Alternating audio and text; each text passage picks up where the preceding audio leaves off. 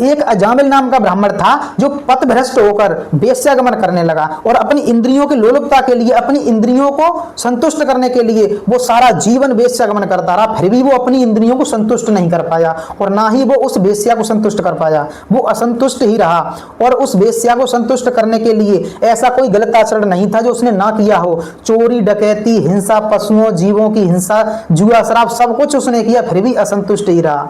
और जब अंत में अपने पुत्र के बहाने जब उसने श्री नारायण नाम उच्चारण किया तो उसका सर्वत्र मंगल हुआ।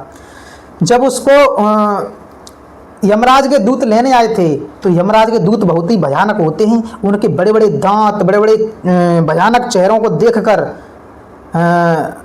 लघुशंका छूट जाती है।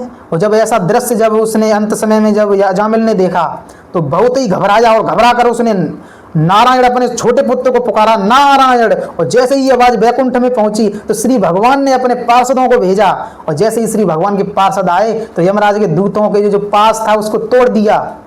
और जैसे ही ये सब देखा तो यमराज के पार्षद, उनके दूत आग बबूला होकर, आंखों में गुस्सा भरकर, चेहरे पर रोष लेकर श्री भगवान के पार्षदों से बोले, कौन हो तुम जो धर्मराज के धर्म विधान में बाधा दे रहे हो? इतना नहीं जानते तुम कि धर्मराज के धर्म विधान में बाधा देने की क्या सजा हो सकती है? अरे ये दुष्ट है, इसने सारा जीवन स्त्री गमन किया है, संभोग किया है, गलत आचरण किए, चोरी डकैती, ऐसा कोई गलत आचरण नहीं है जो उसने ना किया हो। इसके इस अपराध को, इसका दंड दिलाने के लिए मैं धर्मराज के पास ले जा रहा हूं। तो इसमें तुम बाधा बनने के लिए क्यों आए हो? कौन हो तुम? अपना परिचय दो।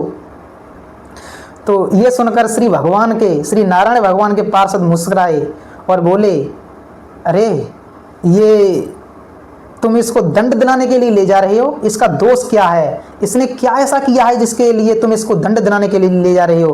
क्या मुझे इसके जीवन का कुछ चरित्र बताओगे, इसके दोष बताओगे? तो यमराज के दूत बताने लगे उनको। तो यमराज के दूत बोले, सुनिए, ये कांडकुब्ज कन्नौज का रहने वाला एक ब्राह्मण था, वेद पाठी ब्राह्मण था, बहुत ही प्रकांड विद्वान ब्राह्मण था। लेकिन एक बार इसके पिता ने इसको जंगल में भेजा ईंधन के लिए, लकड़ी के लिए। तो ये जब गया तो ये जंगल में घूमता रहा तो सामने से देखा कि सामने एक वेश्या, एक स्त्री एक पुरुष के साथ में समागम कर रही है, केली कर रही है, जो गलत आचरण कर रही है। तो जब ये सब उसने अश्लील दृश्य देखा इस ब्राह्मण ने तो इसके इंद्रियां चंचल हो गई। इसका मन, जो मन को ये अधीन रखता था, ये स्वयं मन के अधीन हो गया और अपनी इंद्रियों को अपने संयम में ना रखने की वजह से ये चंचल मन के साथ में, उस वेश्या के साथ में ये गलत आचरण करने लगा। अब तो ये गलत आचरण करते करते इसका जीवन व्यतीत होने लगा। अपने माता पिता को भी इसने फटकारा और उनकी एक भी ना सुनी। माता पिता ने इनको समझाया था फिर भी इसने नहीं मानी। इसकी धर्मपत्नी, सहधर्मिणी पत्नी जो थी उसको भी इसने त्याग दिया, लेकिन उस वेश्या के साथ में गलत आचरण करने लगा। अब तो उसको संतुष्ट करने के लिए हर पाप आचरण किया इसने। ऐसा कोई गलत आचरण नहीं था जो उसने ना किया हो। चोरी डकैती, लूट, हिंसा, पशुओं की जीवों की हिंसा, सब कुछ इसने किया, जुआ शराब सब कुछ इसने किया। और उसके साथ में समागम करते करते इसका सारा जीवन व्यतीत हो गया। 88 वर्ष की अवस्था हो गई, लेकिन ये अपनी इंद्रियों को संतुष्ट नहीं कर पाया और ना ही वो वेश्या से संतुष्ट हुई। अंत में क्या हुआ, जब हमारे भगवान कृपा करते हैं तो संतों का दर्शन और उनका मिलन कराते हैं। तो पता नहीं इसका पूर्व जन्म का कोई अच्छा कर्म रहा होगा तो इस पर कृपा की भगवान ने। तो संतों की मंडली एक बार इसके नगर में आई तो संतों ने पूछा नगरवासियों से, क्या इस नगर में कोई ब्राह्मण रहता है जो पवित्र ब्राह्मण हो, जिससे हम भिक्षा ले सकें? तो नगर में उपहास करने वाले, विनोद करने वाले, हंसी मजाक करने वाले बहुत सारे लोग होते हैं। तो उन्होंने बताया कि हाँ हाँ है ना, कितना अच्छा एक पवित्र ब्राह्मण है इस नगर में, एक अजामिल नाम का, वो तो इतना पवित्र है कि वो तो पवित्र ही रहता है। तो संत तो विश्वास करने में बहुत ही आसानी से विश्वास कर लेते हैं। तो संत तो सीधे स्वभाव के होते हैं, उन्होंने मान लिया। तो जब उसके घर पर पहुँचे संत महात्मा तो उसी के पास में एक अच्छा सा पेड़ था, वहाँ पर बैठ गए। तब तक देखा कि उधर से सामने से अजामिल 2-4 पशुओं की हत्या करके लेकर आ रहा है। जब उसने अजामिल ने देखा कि मेरे घर पर संत महात्मा की टोली है, संत महात्मा की मंडली है। अब ऐसा भी वो अनजान नहीं था, इतना तो ज्ञान था उसको कि संत महात्मा क्या होते हैं, क्योंकि पहले वो प्रकांड विद्वान रह चुका है, ब्राह्मण ही था। तो जैसे ही उसने अपने द्वार पर, अपने घर पर वो देखा कि मेरे यहाँ पर कृपा करके संत आए हैं, तो वो चरणों में गिर गया संत महात्माओं की में, ऋषि मुनियों की वो चरणों में गिर गया और बोला आप अहेतु की कृपा की स्वामी, भगवान ने मुझ पर, आपने मुझ पर अहेतु की कृपा की, जो आप मेरे मुझ जैसे नीच अधम दुराचारी के यहाँ पर तुम पधारे। प्रभु मेरी दुर्गति हो गई, मैंने सारा जीवन गलत आचरण किया है, मेरी दुर्गति हो गई, मेरा जीवन व्यर्थ हो गया स्वामी, मैं क्या करूं, मेरे कल्याण के लिए कुछ मार्ग बताइए। तो संत महात्मा बोले हमको तो बताया गया है कि तुम बहुत पवित्र ब्राह्मण हो। तो अजामिल बोला हाँ आप देख ही रही हो कि मैं कैसा पवित्र ब्राह्मण हूँ। अरे मैं तो बहुत नीच दुराचारी हूँ, मैंने अपना जीवन व्यर्थ कर दिया, प्रभु मेरा कल्याण कीजिए, मुझ पर कृपा कीजिए।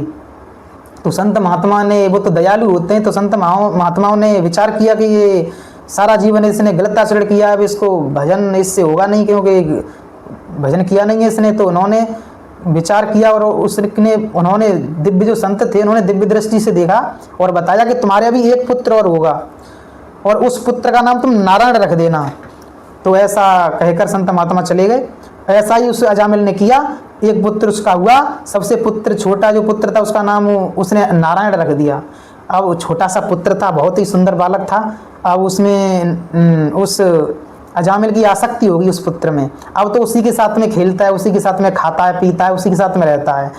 अब उसी के साथ में मन लग गया उसका। अब जैसे ही उसकी 88 वर्ष की अवस्था हुई तो उसका अंत समय आया।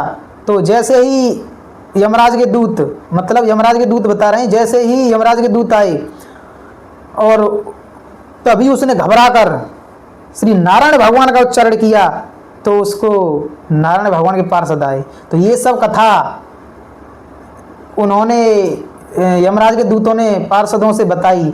तो हरि के पार्षद, श्री भगवान के पार्षद बोले देखो अभी तुमने अपने मुंह से कहा है कि इसने अंत समय में नारायण नाम उच्चारण किया, तो अब इस पापी रहा कहाँ। माना कि इसने सारा जीवन गलत आचरण किया, ऐसा कोई धर्म का कार्य नहीं है जो इसने किया हो, सब गलत आचरण किया इसने।